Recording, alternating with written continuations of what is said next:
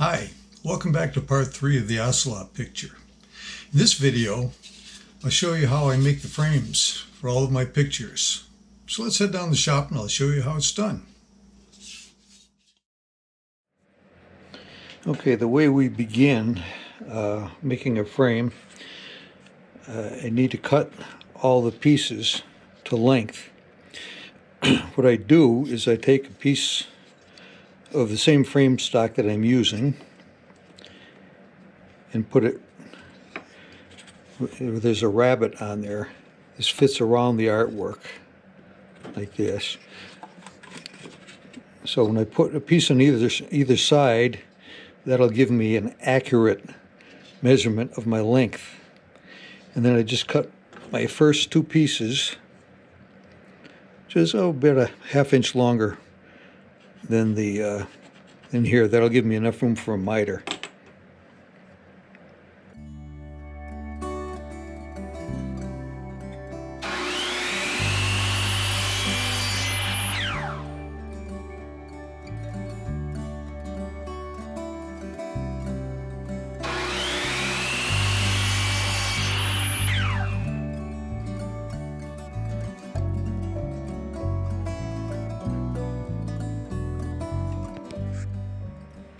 Well, now that we have all the pieces rough cut to length, next thing is to go to the table saw and cut our miters.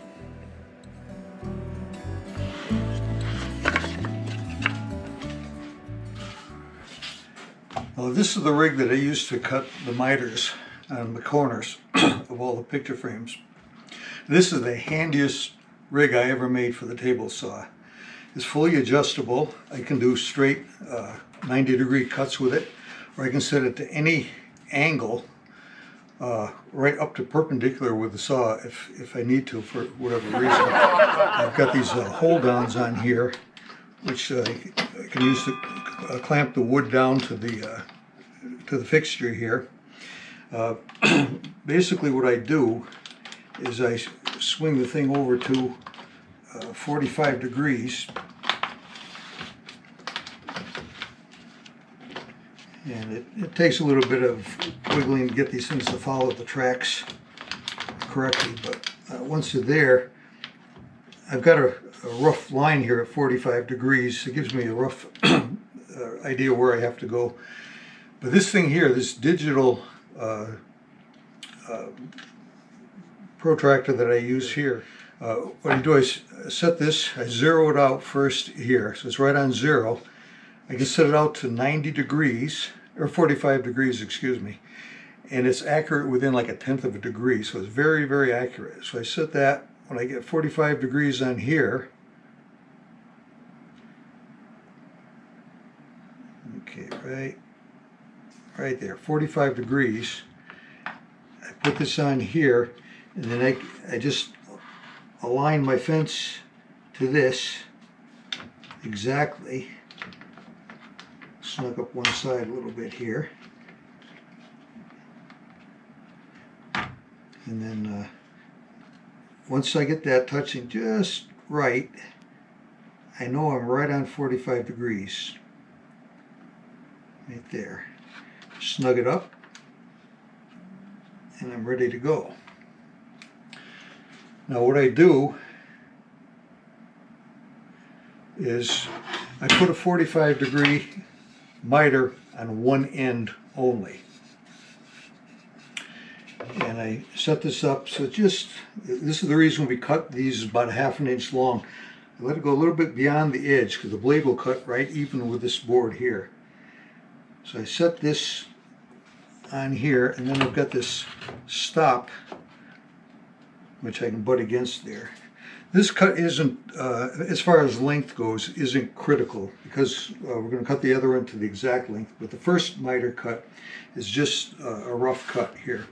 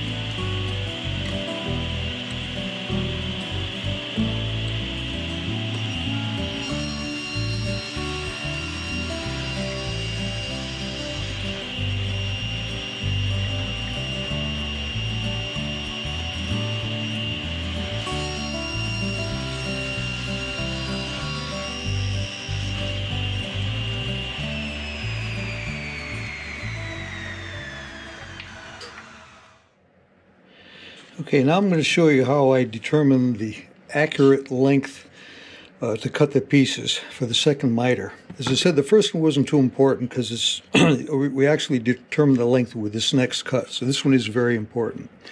What I do is I lay the picture into the rabbet on the frame, and I leave about a 32nd of an inch between that on that corner right there. So it's just inside of that. That'll allow a little bit of a gap all the way around.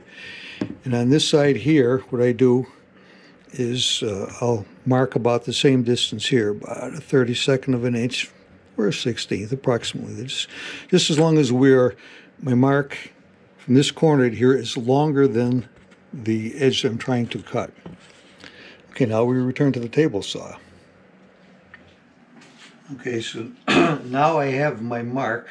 What I'm going to do is line this up exactly with this cutting line here. That ensures that I'm cutting right here, and we know we're the right length.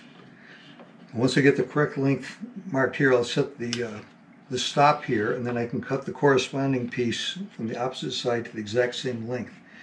So here what I do, I eyeball vertically down along this pencil line until that's right on the edge there. And again, it can be slightly longer but no shorter. And we can sneak up on it. If it does happen to be just a tad long, we can trim it down. But that looks pretty good right there.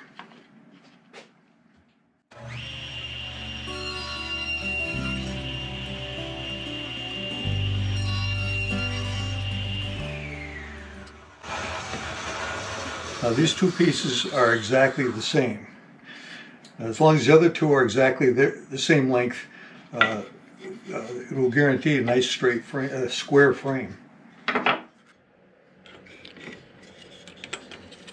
Now we'll take a measurement of the other side. This will be the short side. Again, we leave a little gap on this end, and we mark off the same distance on this side where we will make our cut. Back to the table saw.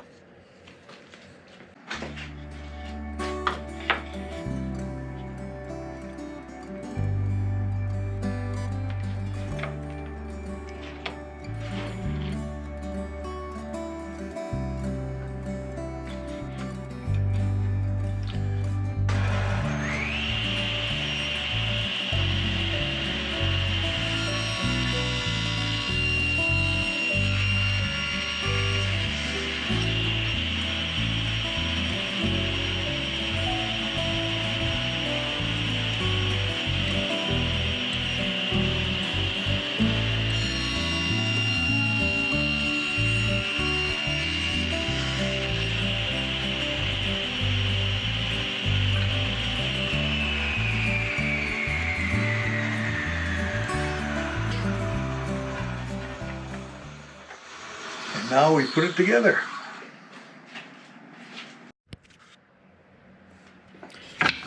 Okay, what we do next is we lay these frames out. We get a long and a short, and I put them on edge like this.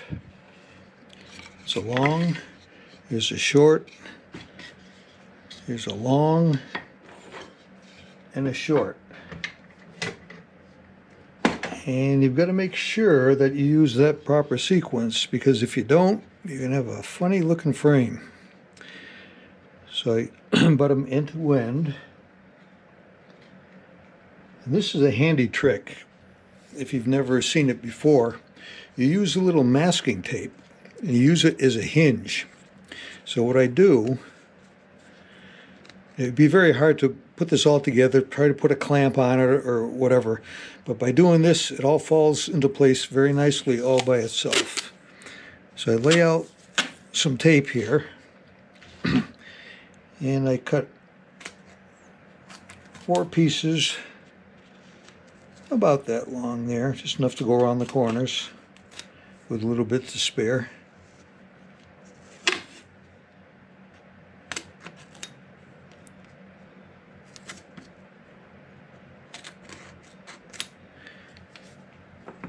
And then what I do is I'll lay the tape on here about flush with the bottom edge. It's slightly wider than the stock. This is the end piece, and then I'll put another one here, and then we lay the second piece down right tight up against the other piece, just like that. And we'll just keep repeating this.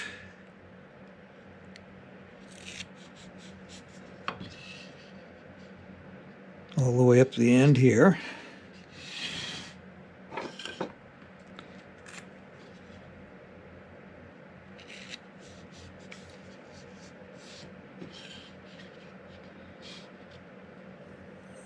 And there, you can see we have a nicely made little train.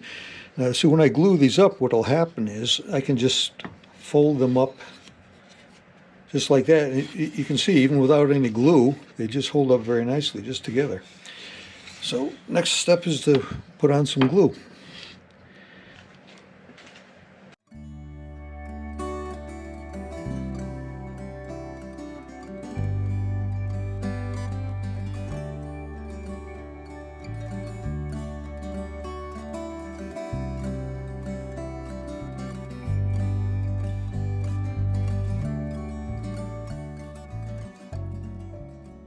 Okay, and now we see the magic.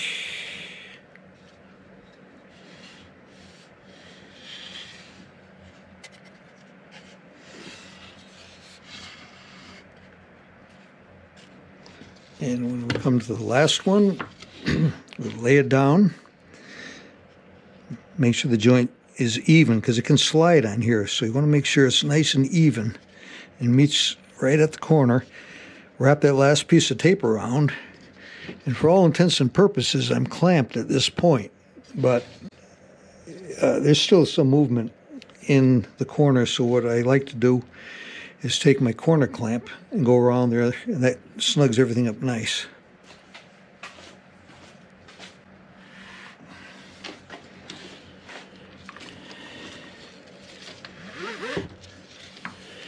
Make sure we've got enough out here, and then we just feed the corners around.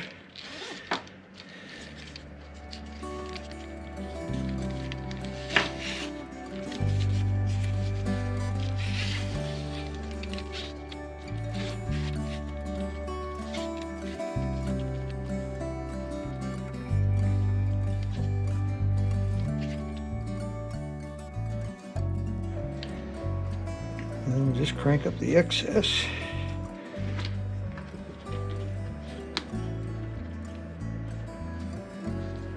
Make sure corners are pressed down nice and flat against each other where they want to be. One will be higher than the other. And we just snug everybody up.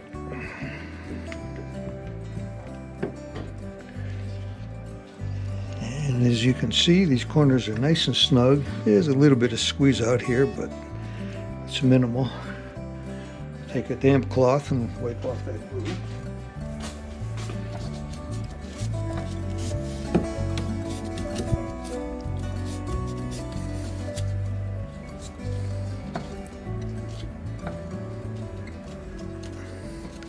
See, even as light as I put that on there, there was still a little bit of squeeze out. And now I like to check the other side. See if there's any on here.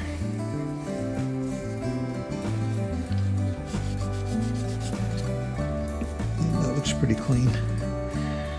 Okay.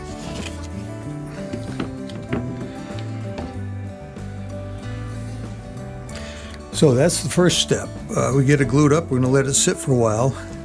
And then when we take the clamps off, we'll be ready to put on the, cut the splines. Okay, well, the frame has been in the clamp overnight, so it's time to take it out. And we'll see how she made out here.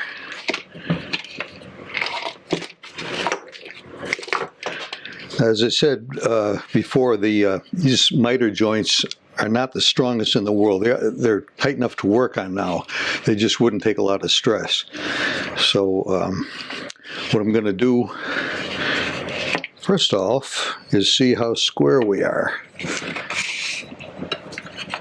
And that is right on. Right on, nice and square all the way around. Perfect. So what we're going to do next is I'm going to cut a spline.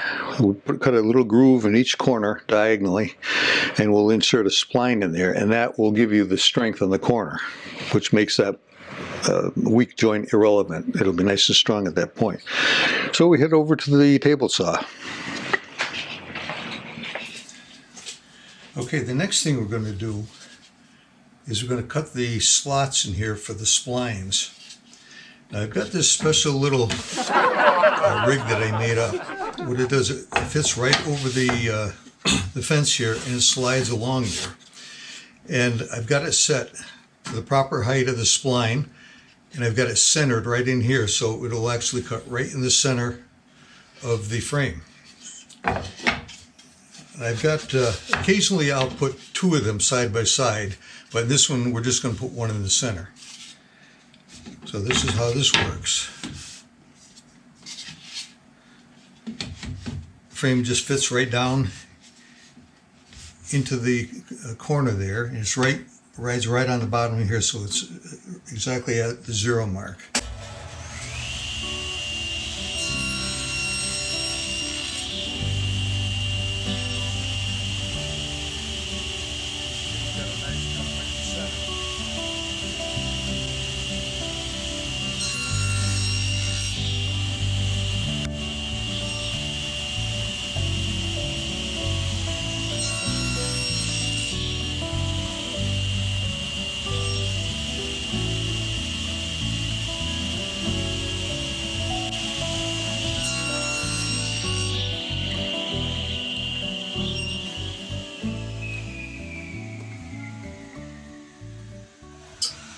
So there you see we've got 4 nice little slots cut on here.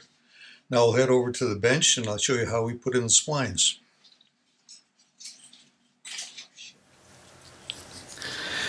Okay, I've got the frame clamped into my vise here, and then I take one of these splines, just plain flat piece of wood. I cut them ahead of time, and I cut them just a little longer than the length of the spline, so they stick out. This leaves a little something to trim. Put a little glue on there, and I just spread it out. Make sure you get some on the bottom, a little bit on the other side.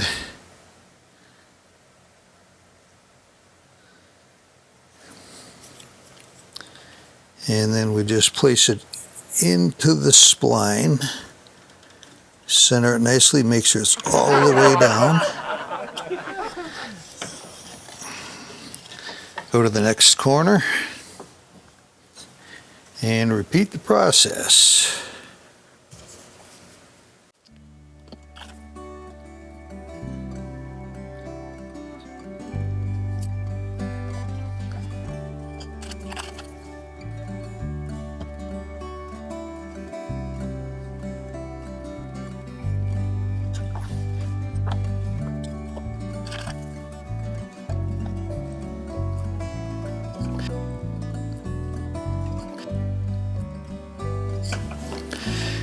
And that's about that right there. We just set this aside and let those dry, and then we'll come back and trim them off. Okay, well, these splines have had a little time to dry, so now we're going to cut the excess off. I use these little holdfasts here, just slightly tap them down, and they very nicely clamp the frame to the bench. Again, not a lot of excessive pressure is necessary. And I just saw these extra pieces off here.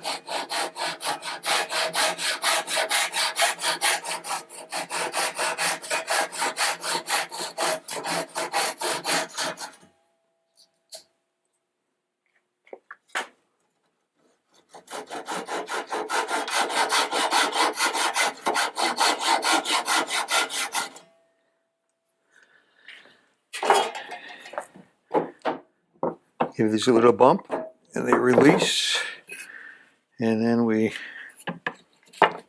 turn them around. Oops.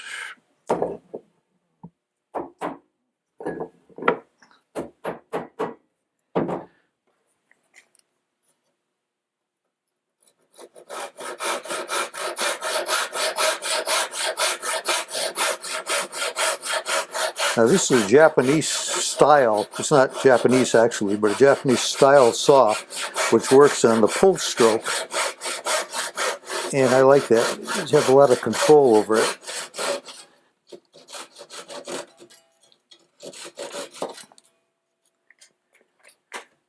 And what I'm doing, I don't know if you notice there's a slight fluting on the outside of the frame here. So what I do is I tilt the blade in slightly. So rather than try to cut it off flush and possibly have a little bump on the outside, I'm sure that I'm cutting completely inside, so there'll be nothing sticking out from the surface. And I'll take care of that in a little while. I'll show you when we get these cut.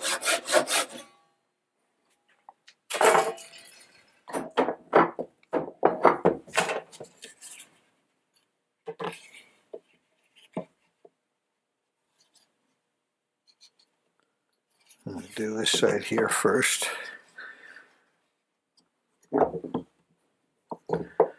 And again, I don't hit these too hard, just enough to hold them down. You don't want to indent the wood over here.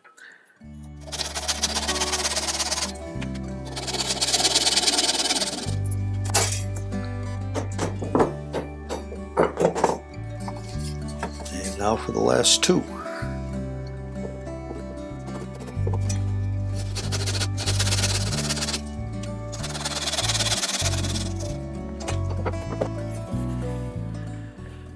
Okay, and now if you look at it straight on, there's nothing sticking out. Everything is cut slightly into this. And now the next step is to, how are we going to get rid of this little nodule here? Well, I'll show you. I've got a trick up my sleeve to do that. Now I said I had a little trick up my sleeve, and this is it right here. Got a nice cove cutting bit here, and where this is just a little bit high here, what I'm going to do is run it over my router table, and that will clean that up and matches that groove perfectly. Okay, I've set up my router in the router table here. It's a very simple device. It just clamps into a vise on my bench here, and I can take it off and just store it against the wall. It works very, very well. I do need to plug the router in, and I've got the cove bit here, and I've already centered everything on here. So now we just need to pass it around, and you'll see how it works.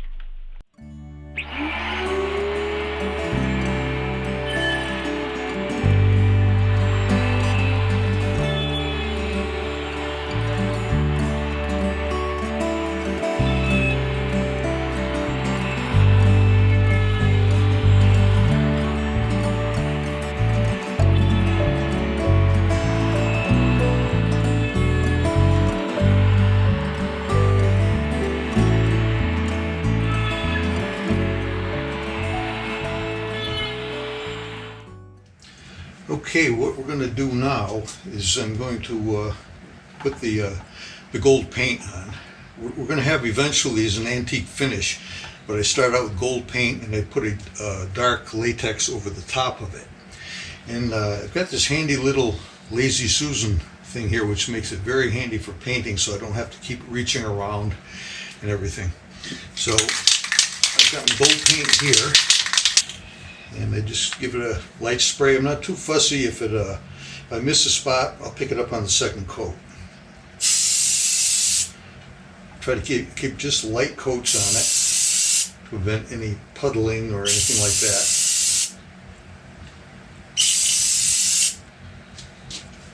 I get the inside and then I get the outside. And I do have a fan blowing behind me, so that'll kind of blow fumes and everything away and help in the drying of it too.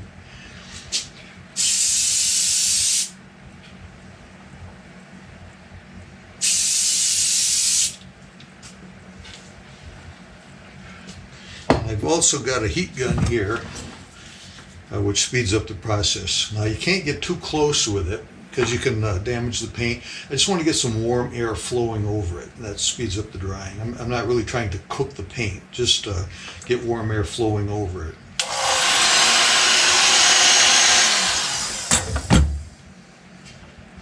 There, nice and dry.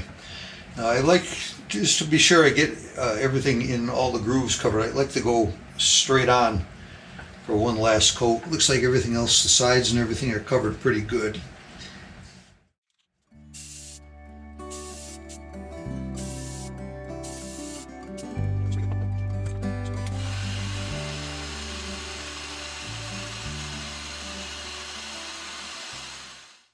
Okay, that looks like it's pretty well done here. We're going to let it sit and cure for a while. Then we'll come back and we'll do the antiquing. I'll show you how that's done. But something I'd like to mention is you want to make sure this is thoroughly sanded before you do any painting on it. I went over it very carefully. Any little snags or irregularities, I made sure those were all gone. So it's a nice, smooth, clean surface to start with. So we're just going to leave this here for a little while, and I'll come back and we'll do the antiquing on it. Okay, well, this has had a chance to set up a little bit. The gold is nice and dry. And now we're going to do the antiquing. And the purpose of this is to give it sort of like an antique look, basically. It'll look sort of like, almost like a beige, bronze color. And what I do is I put a dark, sort of a grayish, dark gray latex paint all over it, and then wipe it off. And it basically resembles like dust that is collected in the grooves and cracks and indentations over the years, you know. So the gold still shows through, but it's darkened somewhat. So this is quite bright like this, and you'll see what it looks like when it's done. So I'm just going to start out putting a little bit of this gray on here, pinning it right on, nice and heavy, right over the gold. Nice even coat. Yeah.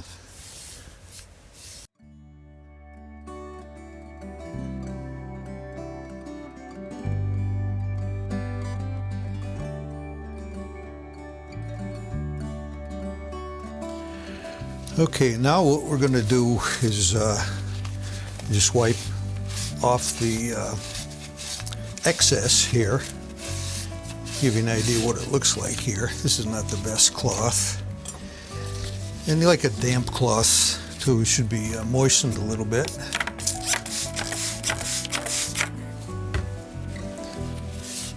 You're basically just washing off the excess. And you get an idea of what this looks like. You can take off as much or as little as you want. You want it a little darker, just wipe off a little bit less. If you want more of the gold showing through, you wipe it off a little bit more thoroughly. So you'll never get it all completely out of the cracks. So a lot of the paint will remain in there.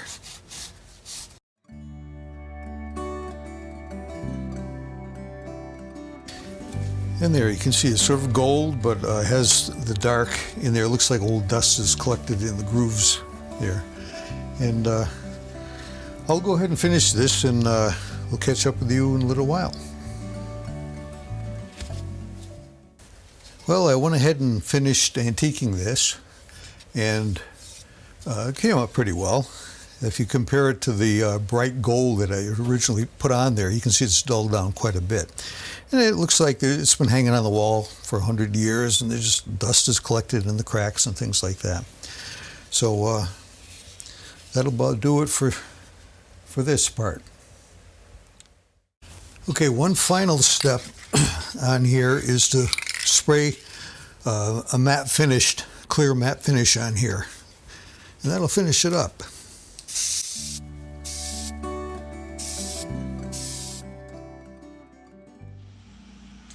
Well, now you know why picture frames cost so much.